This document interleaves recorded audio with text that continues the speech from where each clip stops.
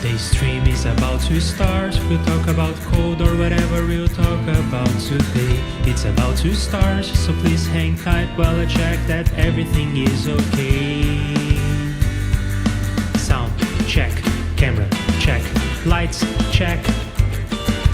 How's my hair? Oh, wait, I don't have any hair. Maybe put some pants on and I am good to go.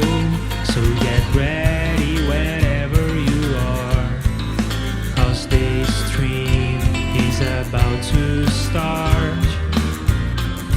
Get ready wherever you are, 'cause the stream is about to start.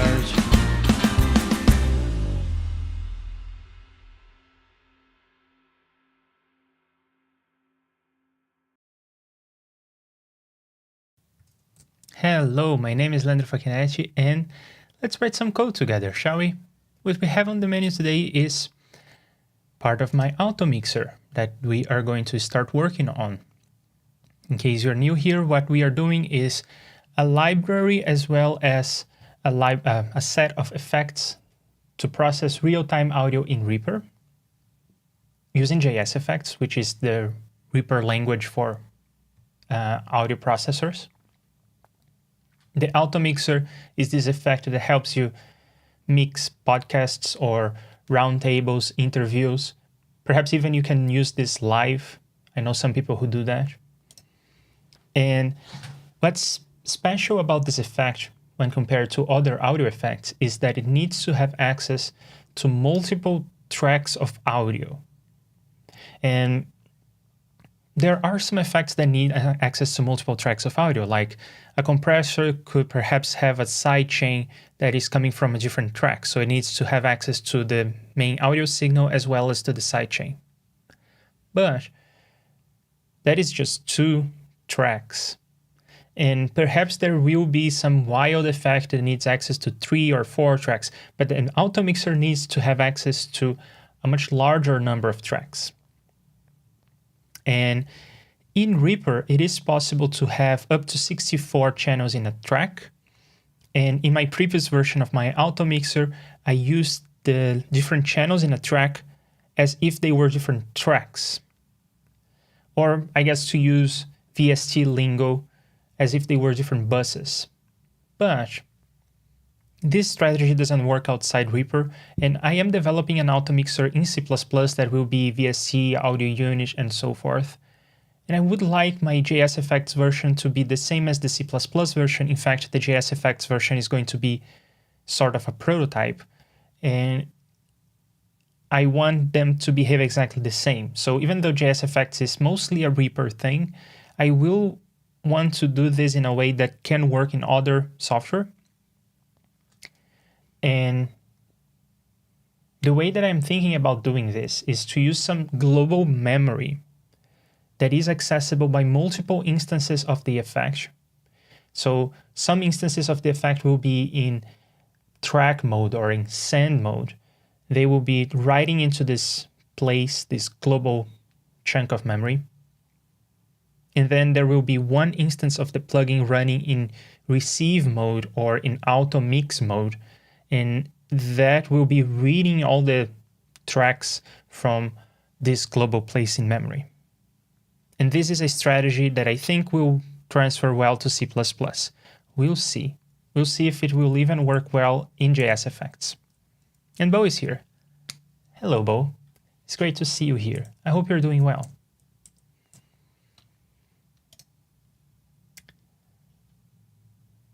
I hope you recovered from how you were feeling on Tuesday, on Wednesday.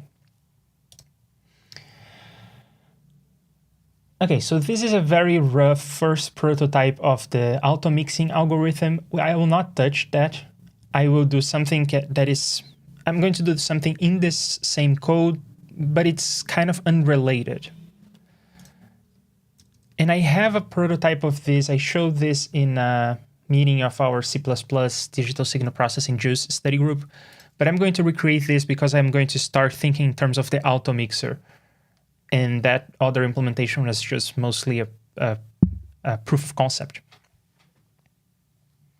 Right, so there will be a slider that is perhaps the mode.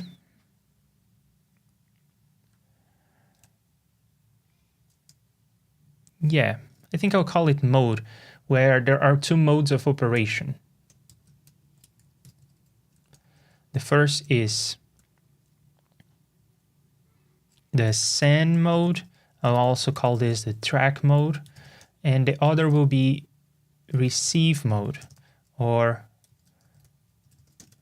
Automixer. Automix. Bus. If one is the track, the other is the bus. But I don't know if people are familiar with the bus terminology, and some people will write it like this, some people will write it like that. So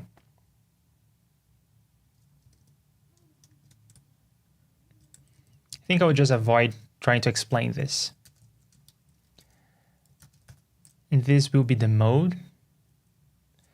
And then there will be two different modes, send and receive. Then if I'm going to start thinking about send mode first, and that's even in default in the default in the slider, because most instances of the plugin will be using send mode.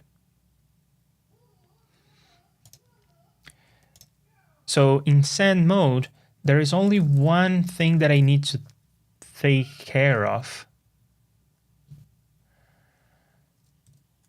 And that is the track that I am sending to.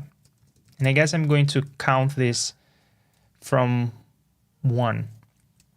And this is going to be just an integer from 1 up to another number. And I could just have this as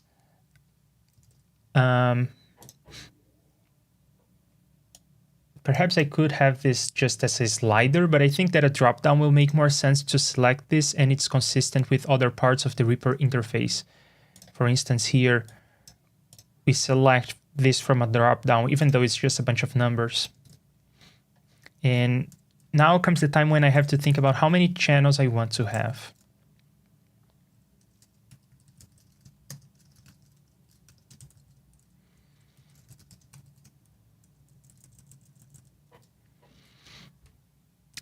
In my previous implementation, when I was using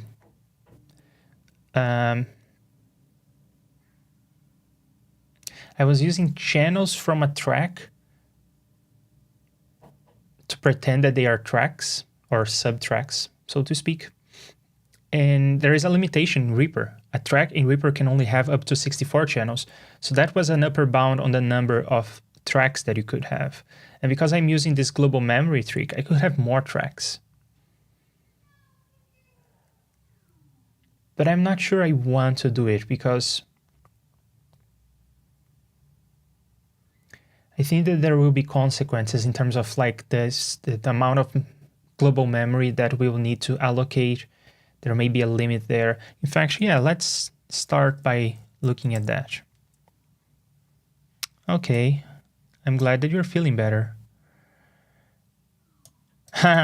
Okay, I'm glad you liked it. I had a lot of fun doing the experiments and had a lot of fun sharing what I learned.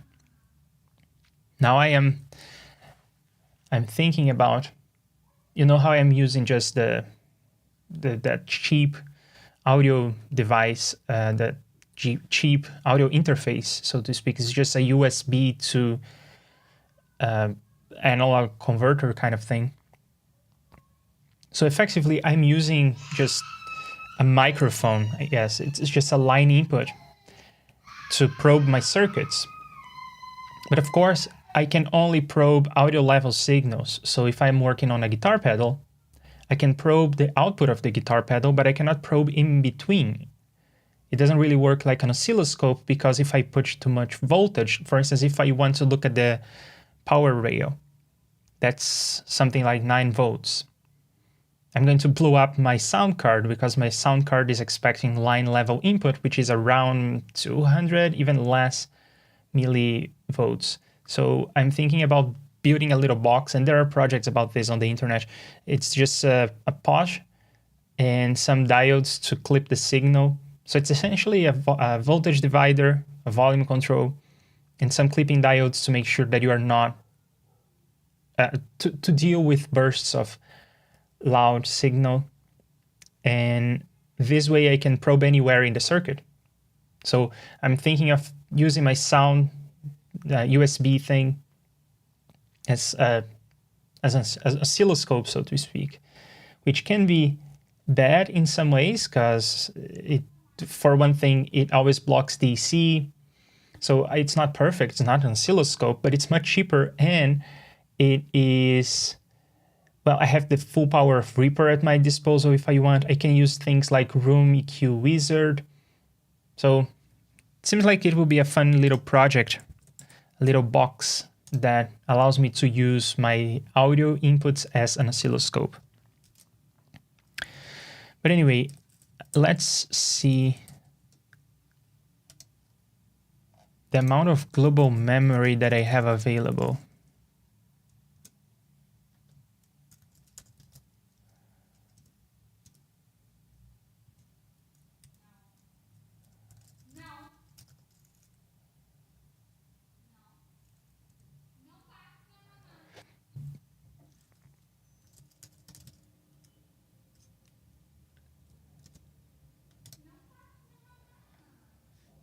Oh, okay.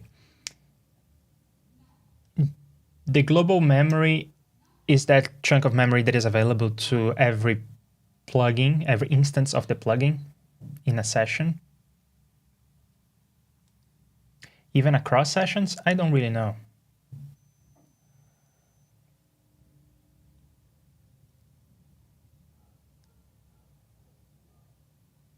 Okay, so by default, there is 1,000,000 slots, so there are 1,000,000 places in memory, 1,000,000 numbers I can store. But just using bare gmem is a bad idea, because then your plugin and everyone else's plugin who's using gmem is looking into the same buffer. This may be what you want if there is like a set of plugins that collaborate, but it doesn't sound like a good idea. It sounds like a primitive kind of thing. And I think that it was a primitive kind of thing because I think that in REAPER 4.6, this other feature was added that allows you to have a namespace. And then only plugins using the same namespace will see the shared buffer. Which also incidentally means that I could have two versions of the plugin, one for send mode and one for receive mode. There are plugins that do this, where they have two versions of the plugin instead of having one plugin with two modes of operation.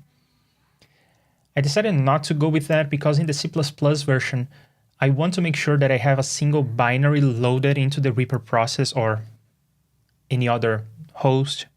So, and that's because I will need to allocate static buffers to make this global memory thing work.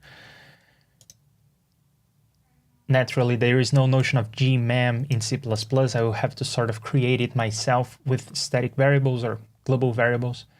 So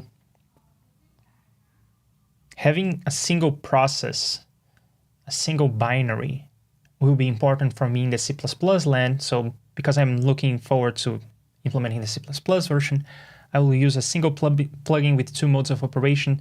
So this gmem will be just the name of the plugin, Automixer in this case.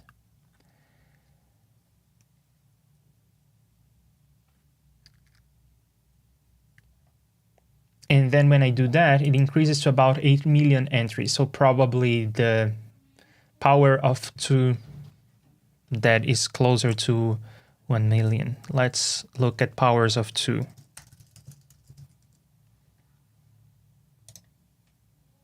I'm sure there is a table somewhere, right?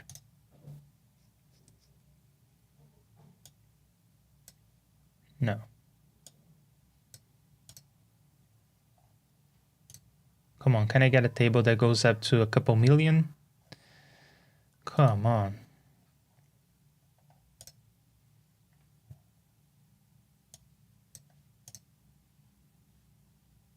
Don't you just hate these cookie acceptance pop-ups?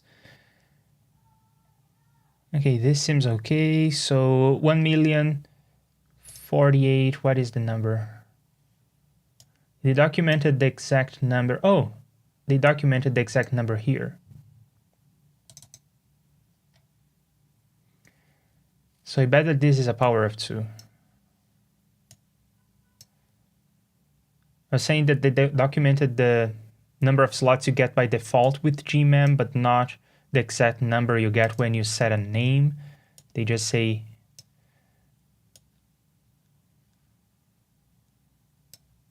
$8 million.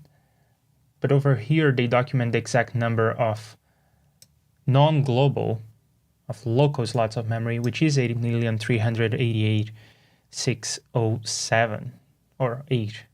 This is subtracting 1 for whatever reason. Okay, so that's a power of 2. That's 2 to the 23rd. And the other number is 2 to the 20 number, 20, 2 to the 20. Okay, so in essence, we have this number of slots probably on the global memory because we will be using this option. Let me just put it right there before we forget about it.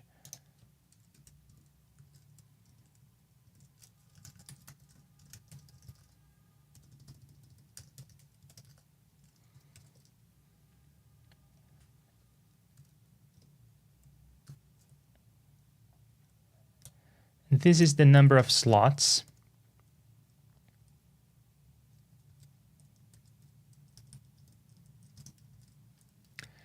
And now let's think about how many slots we need for one track. Well, it actually depends on the number of channels per track. Typically, people will be using the Automixer to automix microphones. Typically, microphones are mono, but still, we will do this in a way that is multi-channel enabled. If you have multiple microphones that are stereo, you can go for it. Or if you're trying to use the Automixer for another purpose beyond just automixing conversation, where the Automixer is not really meant to be used, but you can. So you could use tracks that are multiple channels. And in that case, I cannot really tell how many slots I would need because it depends on the number of channels. But let's consider a case where each microphone is mono. Or let's consider a case where they are stereo because it's the worst case scenario. So that is dividing the number of slots by 2 just because it has 2 channels. And then we need to think about how many samples we want to store in each of these chunks. Now, we explored this in a C++ digital signal processing JUICE study group meeting. I explained that it seems like 2 buffers. When I say buffer, I mean just the buffer size in REAPER. So 2 of these buffers seems to be enough, but I don't want to necessarily depend on the buffer size because you may change the buffer size and that may wreak havoc on my global memory because the whole address space will be offset. So I think I'm not going to depend on the buffer size. I'm just going to pessimistically think of a big buffer size. So people go up to like 2048. And how about we just pick 4 times that to be sure? So it's 2048. I think that's the maximum buffer size that people find practical. There are some audio interfaces that don't even go that high. So if we just pick 4 times that, we should have plenty of room, which means we could have 512 microphones. That is a lot. So how about we limit this to 128, which is a nice power of 2. It's even more than we had on the previous plugin. It should be enough. Okay, so with all that, it means that I should be able to have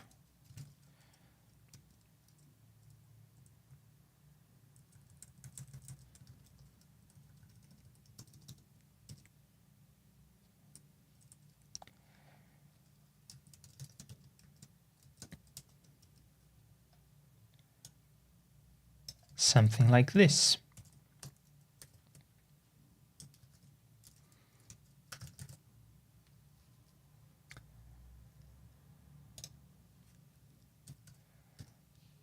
Let's load the plugin and see what the sliders look like. It's relatively straightforward code, but you never know.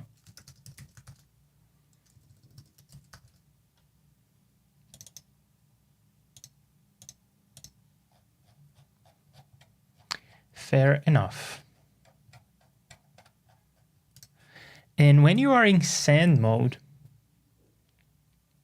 I don't think there is anything else that you should do.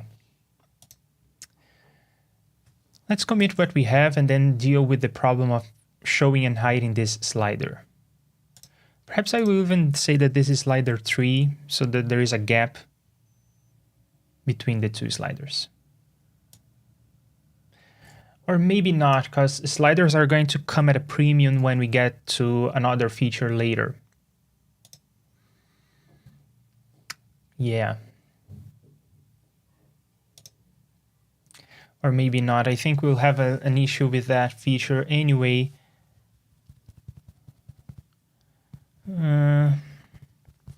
Slider will come at a premium later. No, it will be impossible to use sliders for all 128 channels worth of parameters. We'll have to do the re-EQ trick. When I say re-EQ, in this case, I mean re-EQ by Justin Johnson, the trick of having a bunch of sliders for the first few tracks so that you can automate them. But for all the other tracks that don't fit, we'll just have to use the serialize section, which we typically don't use, but we'll have to use it. That's too bad.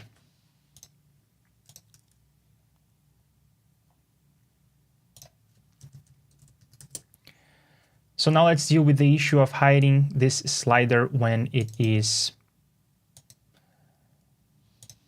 in receive mode.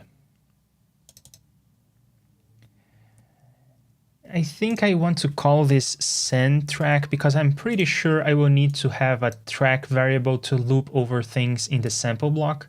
So I'm just renaming this variable right away. And over here, I can have a slider show of the send track if the mode is equal to send. I only want to show when I am in send mode. Let's try that.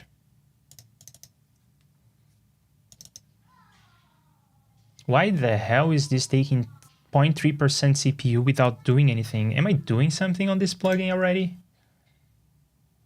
Okay, I'm computing RMS. Why the hell is this taking 0.3% CPU to compute 2 RMSs and do a couple divisions and multiplications? That's a red flag.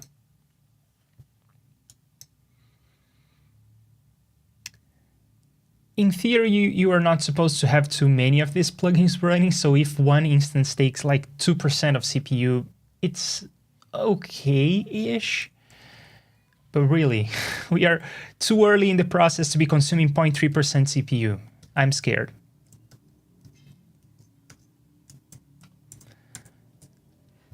Sometimes you can get used to oscilloscope real cheap. Yeah, I get people keep telling that people keep saying that on the internet. I haven't found any used oscilloscope in my region, and if I go further, I would have to pay for shipping and even import taxes and whatnot. So I don't think that's the case here where I live. There are a couple used oscilloscopes from, I guess, the war. Like there are some very old antique oscilloscopes with valves and everything, and they're like for enthusiasts and people who collect these kinds of things, and they're super expensive, and that kind of thing I can get. But people say like, yeah, you can get some oscilloscopes for around 100 euros, used oscilloscopes. I cannot get them. The cheapest I have available in my region, I checked, is around 300 euros, which is okay. You can even get down to like 250 or 200 if you decide to go with lower sampling rates, which is okay, right? Because working with audio stuff, I don't need megahertz. 20 kilohertz is probably enough. So anyway, hello Tail. It's great to have you here. I hope you enjoy this.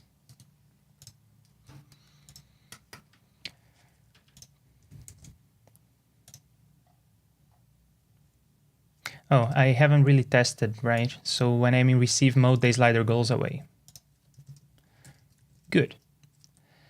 Now let's implement a couple more sliders for the receive mode. And this time I don't need to skip a number because they are mutually exclusive. I will be not showing this slider when I am in receive mode, so there will be a gap anyway. So in receive mode, I want to have this feature. It's kind of a vanity feature. I don't think that anyone will use this, but I would like to be able to have multiple Automixer instances covering different track ranges. So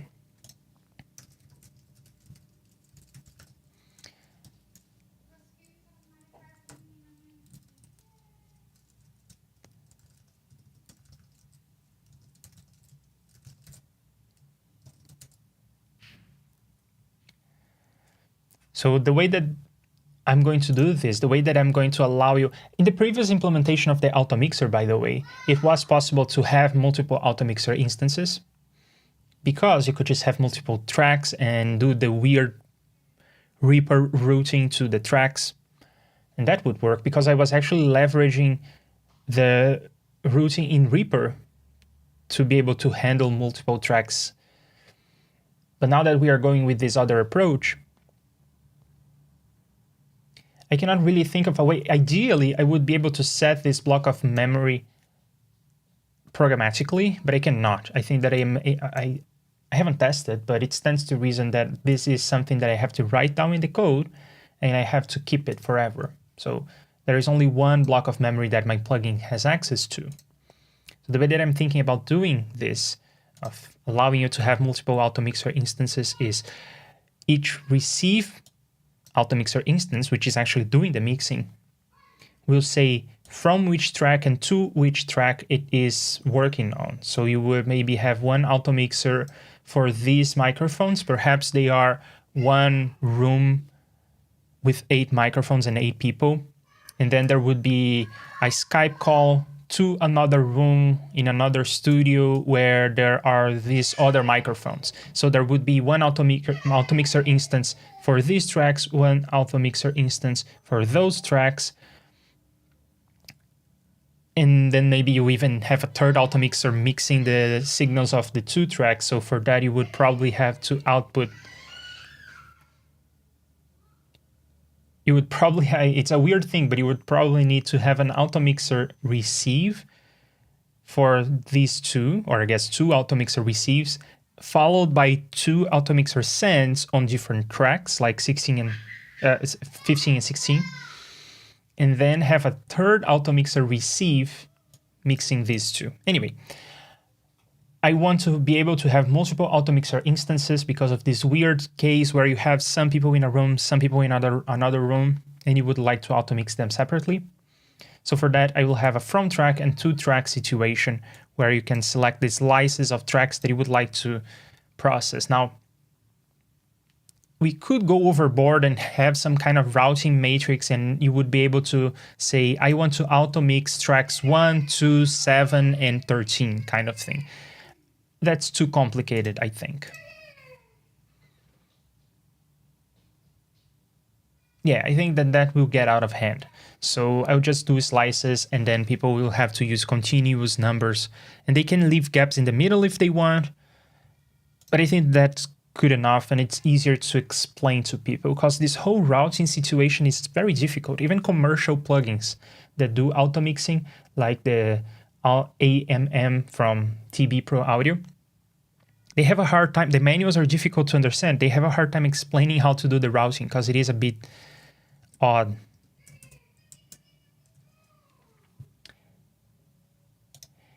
Yeah, I want to use this USB thing because I think it will be kind of fun to build. And I will learn in the process, because I have some clipping diodes in my overdrive pedal, but I haven't really measured what they do. I will need clipping diodes for my oscilloscope kind of thing, so I will be using the multimeter and measuring things, and it will be fun to build. We'll see. Right, so for the front track situation,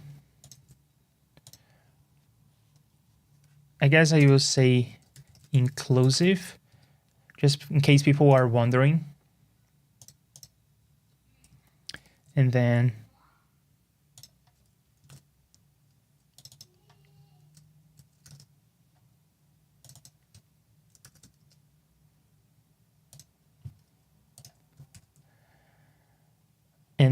I want to hide these two sliders in case we are in sand mode.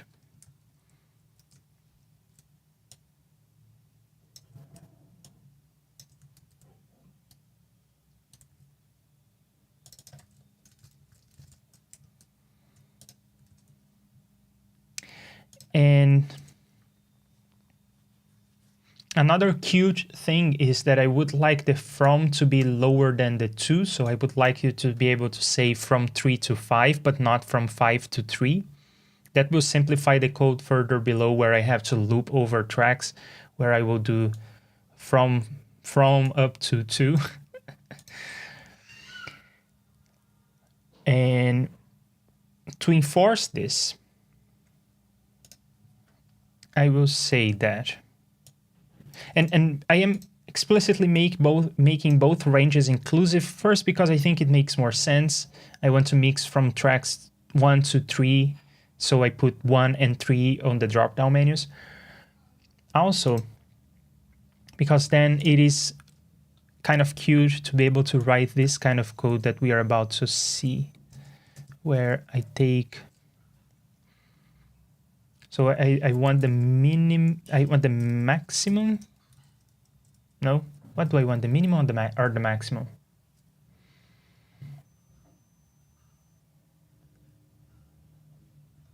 I want the minimum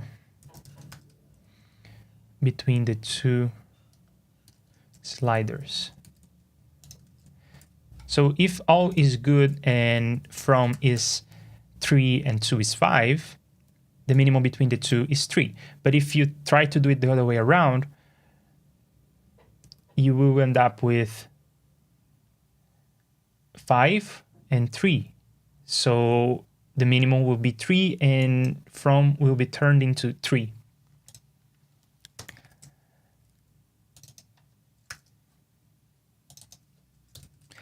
And now I have this guarantee that from is always less than or equal to 2. Let's see this in action.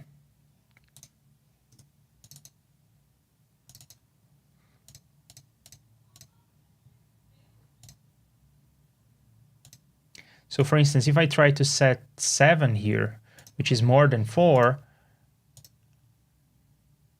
oh, then it is limited to 4. Cute. And this is because of the order in which I did this. And conversely, if this is 4 and I try to set 2, then this becomes 2. So it's impossible for me to make this go out of range. Perfect. Perhaps we'll do some fancy graphical user interface that subsumes all this slider manipulation, but hey, it's always good to start with sliders and then add user interface when necessary, than to just default to having weird user interfaces. Because this is something that if it's good enough, then people will just look at this and know how to use it, while they will have to learn your user interface. So if sliders make it, then I prefer to use them. Okay, so I think that we are done with the slider situation. Let's implement the sender. So we will have a big if here. If the mode of operation is send,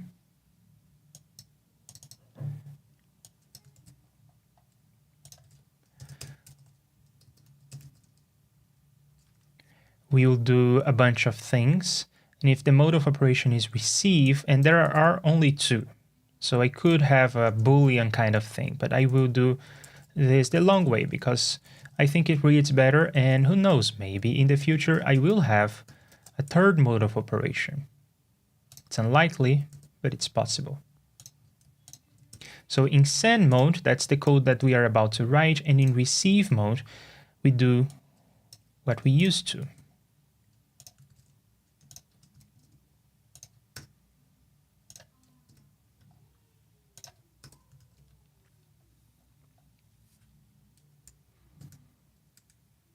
In essence, this is kind of two plugins in one, isn't it?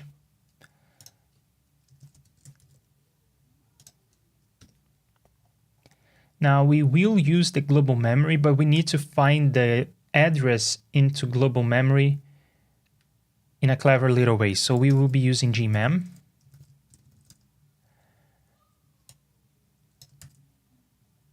We will be using track, the send track.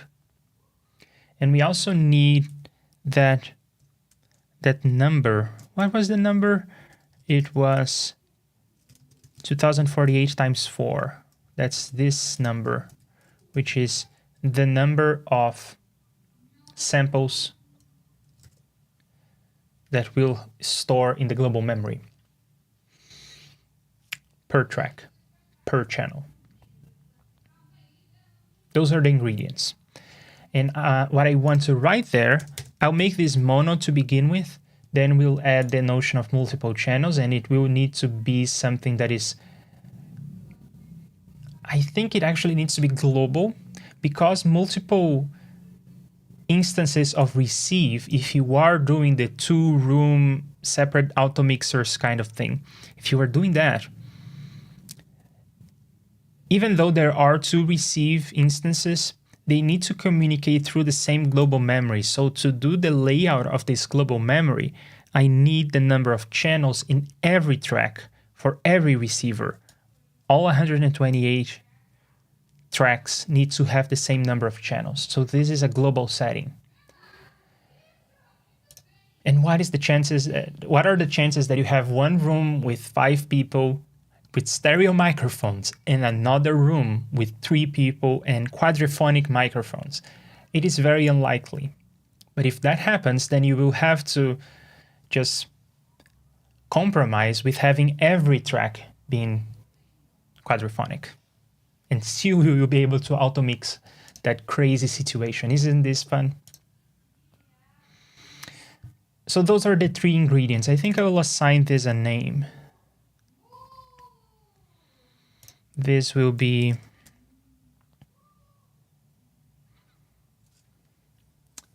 I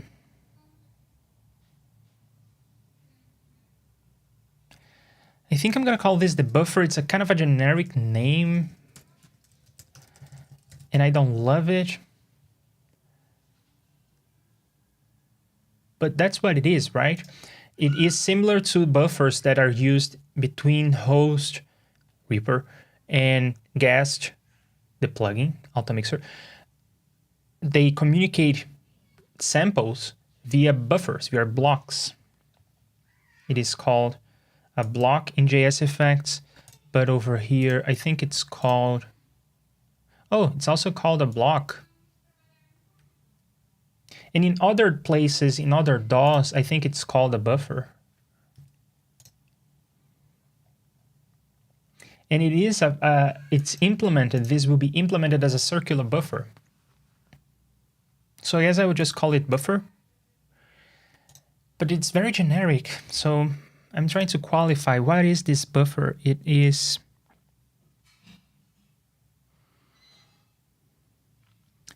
how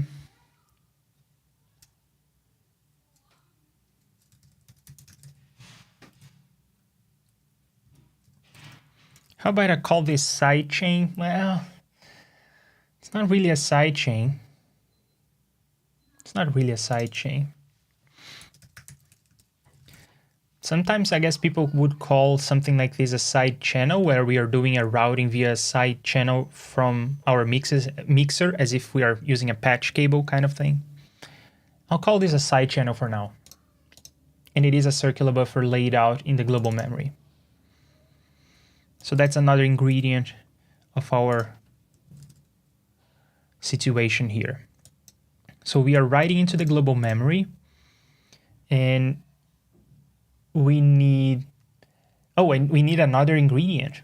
We need an index that does the circular buffer thing, going to the end and returning to the beginning. But that's all right, because in our library, we have a notion of circular counter that we can use. So there will be a side channel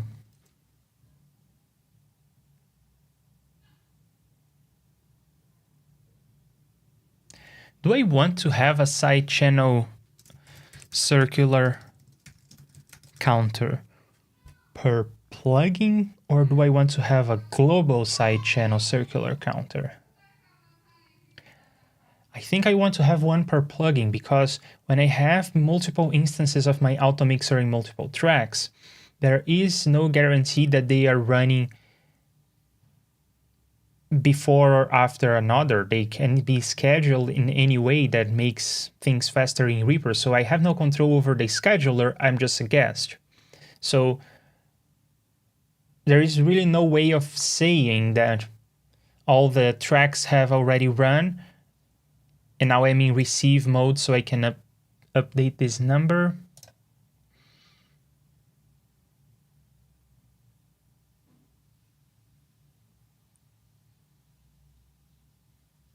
But I could run into sync issues.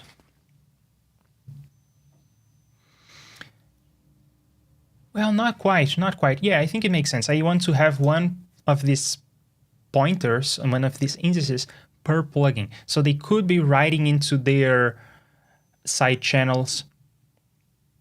They could be in different places of the side channel when they are writing. But when I am reading, I will have one circular counter on the receive side of things, and that will be reading all the side channels in lockstep. So I think I should be good.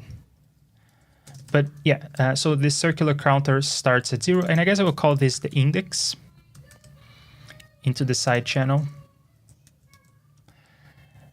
And then we will do this circular counter situation here at the end of writing.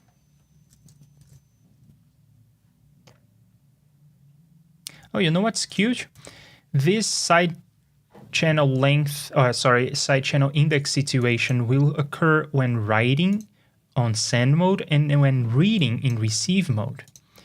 That means I should be able to put this line at the end because it applies to both. And my circular counter is the index.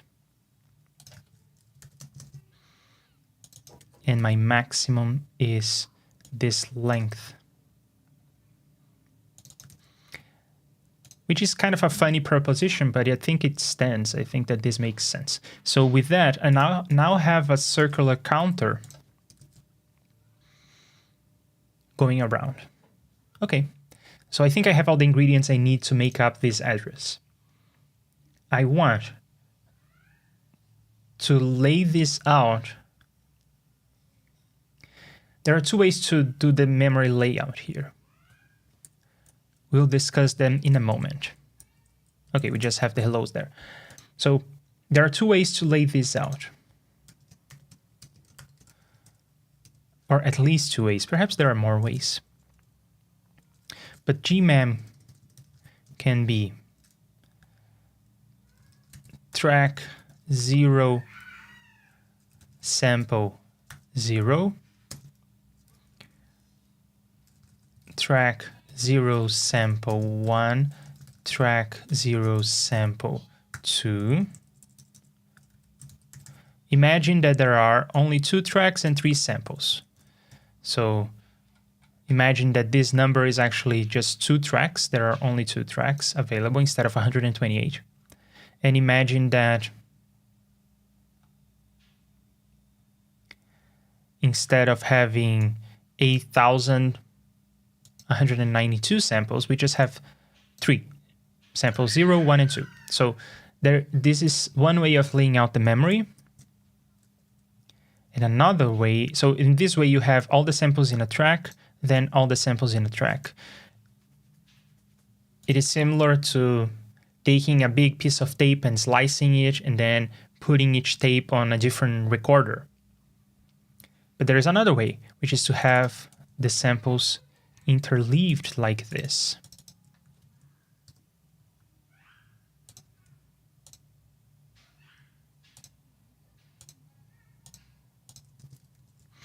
Interleaved just like that. So then we have all the samples for one moment in time next to one another. This is a dilemma that we faced before. I think that it doesn't make a difference. But if it does make a difference, I think that this layout is better because we are optimizing for locality. When we access samples, we tend to access adjacent tracks at one point in time, instead of accessing all samples from one track. So we tend to access these two, and then those two, and then the other ones, instead of, and in this situation, we would be accessing these two, and then those two, and then those two. But accessing stuff here and there is potentially slower because things need to be fetched from different caches in the processor. I don't think it makes a lot of difference because I think that probably all the samples are already in the cache. But just in case, I think I will go with this layout because it doesn't matter a whole lot. So how do we get this second layout? First, we need to know how many tracks we have because we need to jump to the right sample location.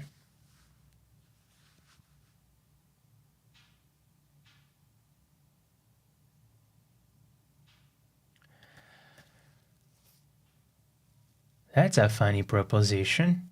How many tracks do we have? At most, we have 128, but we could have fewer. But still, I think... yeah, I don't see a way of knowing how many tracks we'll have when doing the memory layout.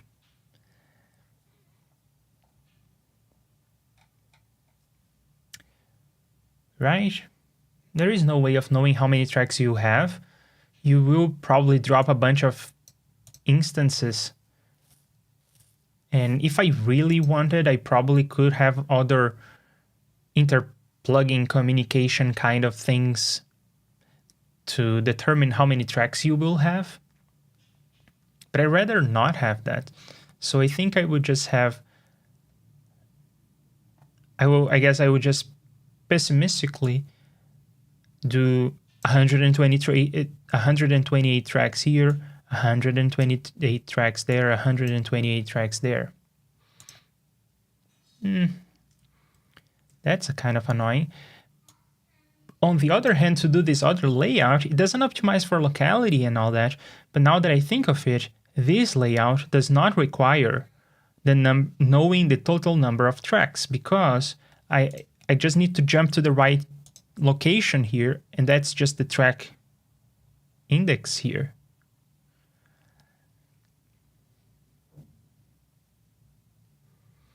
And then I don't have to use space, or I don't have to allocate space that I won't use. Yeah, well, I guess I will take it. So how do I know where to jump, which cursor to jump to? Well, I just need to determine my track. That's this number. Times how many samples will I store? In this case, I'm just storing 3, but we know that it will be this many samples. And then I am in the right location here with respect to the slices of tape. Now I need to get the tape head into the right location in one of these tapes. And that is just this side channel index.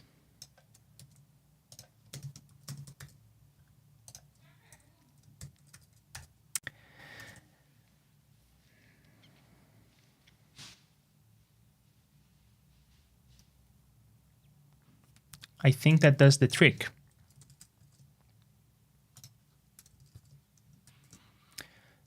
That was a lot of time to write one line of code. But I think it's a correct line of code, so I'm okay with taking the time.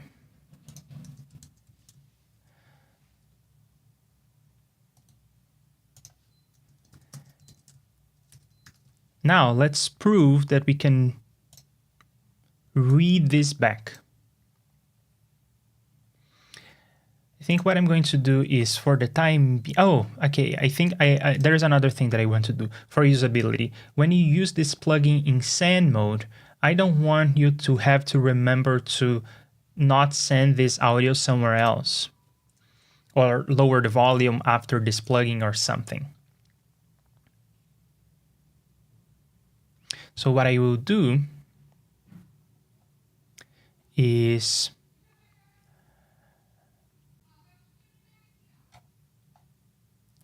I will just set this to 0. I will just mute the output of the plugin. Here is one idea. I think I may want to have this in the future. So in send mode, you may want to have a volume, pan, mute, and so forth. But I would like probably to access these controls from receive instance. Yeah. When I wrote the word instance, the syntax highlighter went crazy. See?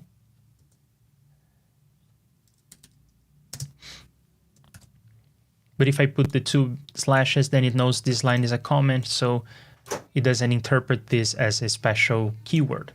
Great.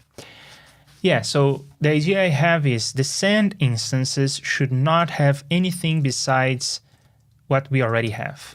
This is literally the end of the send implementation, I hope. But I think it will be nice to have this kinds of, perhaps it won't be in send mode then.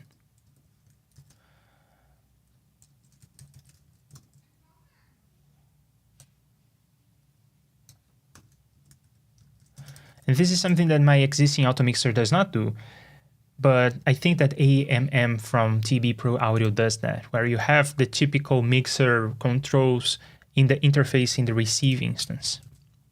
So that's a to-do for me. Okay, so let's just check the very basic. If I put my microphone on the track, then it is sending signal. And if I put my Automixer in send mode, then it's muting the left channel. Perfect. And it's no longer taking 0.3% CPU. Even better. Naturally, I'm doing this mono, so we're just ignoring the right channel for now. Now on the other end, let's comment out this whole thing that was mostly a prototype of the algorithm and just try to receive the signal and play it back. So SPL0 will be equal to this. Well, not quite, because the send track here isn't relevant. I'll just listen for track 0. And you may note that when I'm labeling things for the user, I am starting the counting with 1, but when I am doing the internal treatment of tracks, I start counting at 0 because it makes this kind of code simpler to write, more straightforward. It's the computer science thing to do, to start with counting by 0. So with this simple setup, I should be able to send and receive audio and fulfill the promise from the title of the stream. Let's do this whole setup. This is going to be the sender in track 1. This is going to act as a receiver. And then I enable the microphone here, and you can see that the signal is going out and getting there. With one block of delay, it seems. That's interesting. In my previous tests, I don't think I saw this delay. Weird. Will I have to compensate for this delay?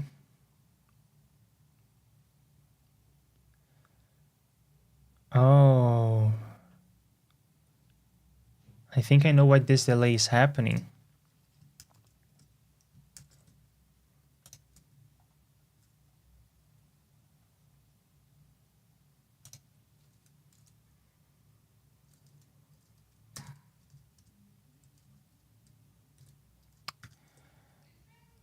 I think that this delay is happening exactly because the indices on the different plugin instances are independent. So it could be the case that the writer is at index 1000 while the reader is at index 500. So there is 100 samples of gap between the two.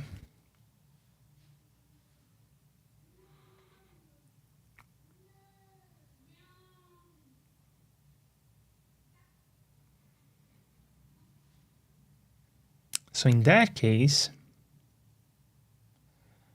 it would make sense to have some sort of global index. But the problem is that if I have multiple instances in receive mode, then how would they know which instance is responsible for updating the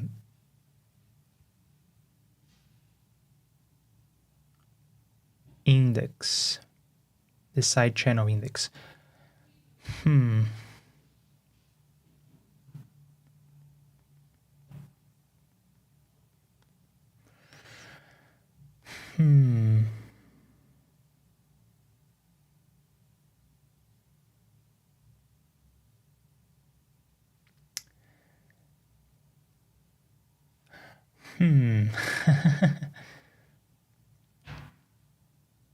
I don't really know how to fix this.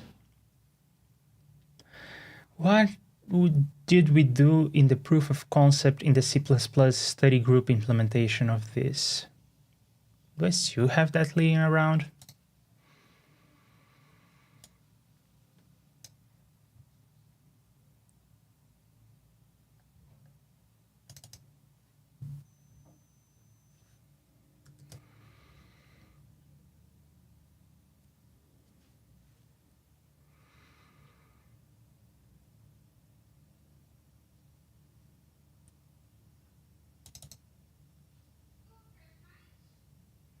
In this case, we had one circular counter per instance of the plugin.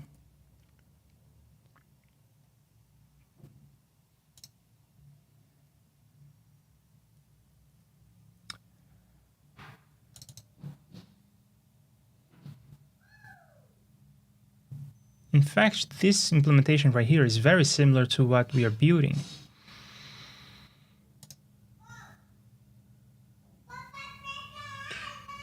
But in this implementation, I don't remember seeing this kind of delay. Was it because I was testing this implementation with recorder data instead of a real-time microphone? This is called inter-plugin communication. And we need to have two instances. The one on the left is in send mode, and sending to track 1. And that is what's listening to the microphone. The second instance is in receive mode, listening to track 1. And there is a delay, an equal delay. It's exactly the same kind of delay. Or is it? I'll click and we'll see if these two tracks go down. Tracks 2 and 4 go down at the same time. No. This comes first. So yeah, there is a sync problem here. And if I record some audio, stop, and replay the audio, I think that the sync issue will be gone.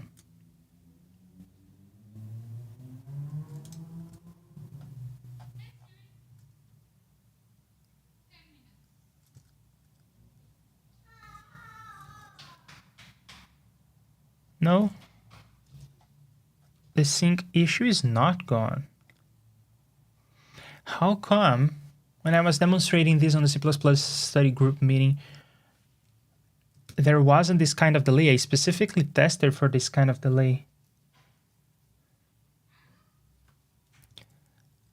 Let's do something else. I would just record a click.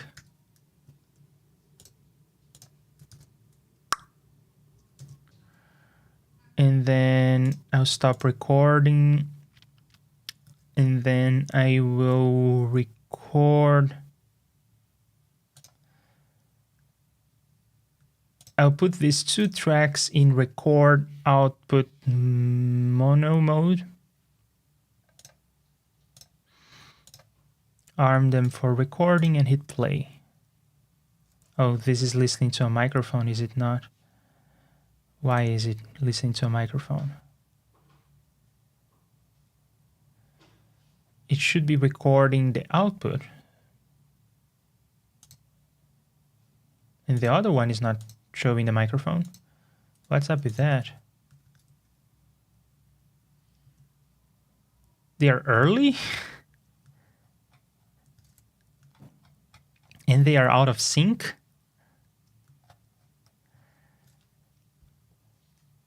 They are early? They could be late and I would take it.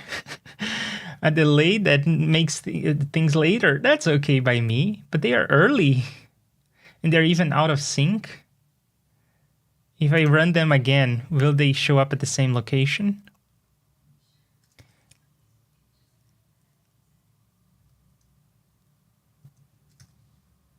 They show up at the same location. Is this a coincidence? Doesn't seem to be, because it's sample perfect in the right location. And this thing is showing my microphone here, and it is recording my microphone, while the one below is not.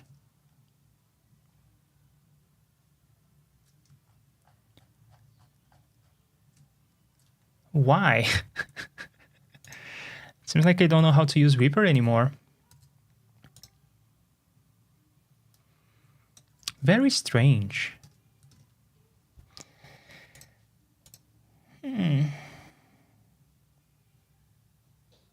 Okay, but there is one glimmer of hope here, and that is my logic before still stands. Even if there is a delay between tracks and their corresponding Automixer receivers, there will be no desync between tracks, because the different writers may be in different positions of the tape, but the reader is just one head, or I guess it is just one piece of plastic holding multiple read heads, and it's moving forward with all these read heads in sync on the reader side.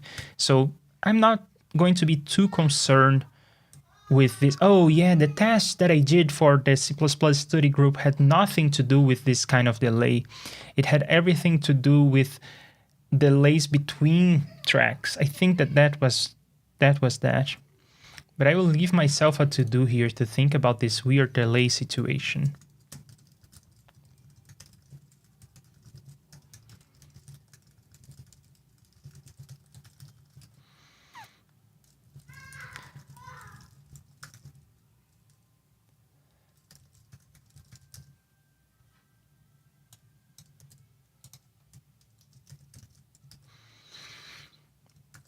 Spooky. But anyway, I think that this is a good time for me to wrap up, because I promised that I would do this side channel situation, and I did. And I even did this other thing where I have the sliders for everything. And I realized that this is very similar to the code I showed in the C++ study group meeting, but now I'm thinking of this whole situation of tracks and everything that is an added complexity. So I thought that was worth thinking about, instead of just trying to copy and paste and adapt stuff. Next time we meet, probably on Monday, we will be looking at, I guess, the multi-channel situation, because it is relatively straightforward to do the multi-channel situation. We will just have one global parameter that you will set in the receiver. And it may even have that slider showing in the senders, but they will be a single global setting that you sync. And that will set the number of channels. And then we will adapt this to have a variable number of channels instead of having just one channel. And probably that's going to take a whole session. So that's what we are going to do next time, which I hope to be on Monday. And PPL macOS, hello. Great to have you here. Thanks for joining me. And the person is suggesting plugin delay compensation. And yes, so this is one of the 3 variables you have to set if you want to do plugin delay compensation, which is just a way of telling Reaper that your effect has some delay. Perhaps we will need something like that. And then you have to set the plugin delay compensation bottom channel, the plugin delay compensation top channel, and the plugin delay compensation amount. And when you do that, you can fix this kind of delay thing. But it's so weird because it seems like there is a negative delay. My plugin is able to look into the future. Isn't that something? Thank you, PPL macOS, Tail, and Bo for joining me on the chat. Thank you everyone else who is watching this. Thank you to everyone who supports me on PayPal and Patreon and all these places. Have a great weekend. I see you back here on Monday for more of this multi-channel stuff. See you then. Bye. Thank you for watching the stream. You know how great it has been. Or maybe it sucked, and I am glad that you stuck with me. And soon we'll all be back together for some more coding or talking or chilling. The next time I'll be streaming.